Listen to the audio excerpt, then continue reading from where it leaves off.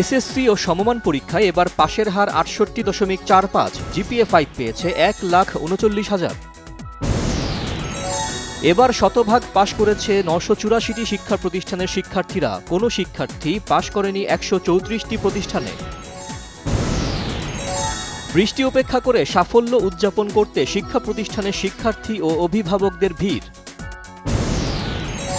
গণহত্যা মামলায় শেখ হাসিনা এবং আসাদুজ্জামান খান কামালের বিরুদ্ধে ট্রাইব্যুনালে অভিযোগ গঠন। জুলাই গণহত্যার দোষ স্বীকার করে সাক্ষ্য দিতে রাজি সাবেক আইজিপি চৌধুরী আব্দুল্লাহ আল মামুন।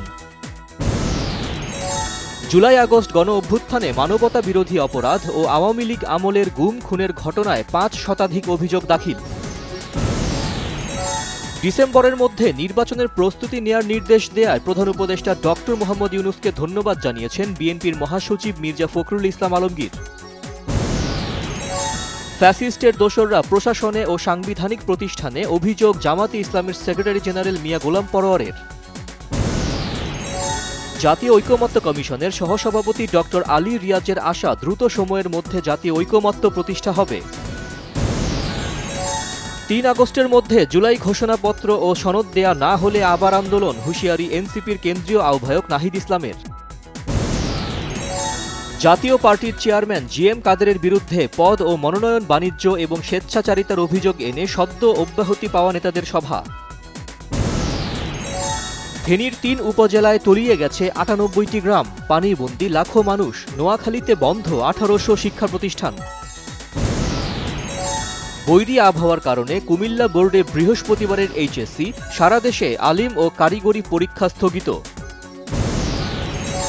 খাগড়াছড়ির শালবন, কুমিল্লা টিলা, সবুজবাগ সহ বিভিন্ন এলাকায় পাহাড় ধসের ঝুঁকিতে ৩৫০০ পরিবার। প্রতিপক্ষ সীমান্তরক্ষী বাহিনীর কাছে কোনো অবস্থাতেই নমনীয় আচরণ না দেখাতে নবীন সৈনিকদের আহ্বান বিজিবি মহাপরিচালকের। সূচক বৃদ্ধির মধ্য দিয়ে সপ্তাহ শেষ করল দেশের 2 পুঁজিবাজার। বাংলাদেশ ও যুক্তরাষ্ট্রের মধ্যে দ্বিতীয় রাউন্ডের 3 দিনব্যাপী শুল্ক আলোচনার প্রথম দিন ওয়াশিংটনে শেষ। গাজায় ইসরায়েলি বর্বরতার প্রতিবাদে সোচ্চার জাতিসংঘ কর্মকর্তা ফ্রান্সেসকো আলবানিজের ওপর যুক্তরাষ্ট্রের নিষেধাজ্ঞা।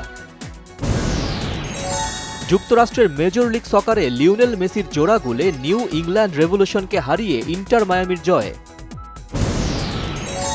মুম্বাইয়ের বান্দ্রায় সাবেক প্রেমিকা সঙ্গীতা বিজলানির ৬৫তম জন্মদিন অনুষ্ঠানে হাজির বলিউড সুপারস্টার সালমান খান।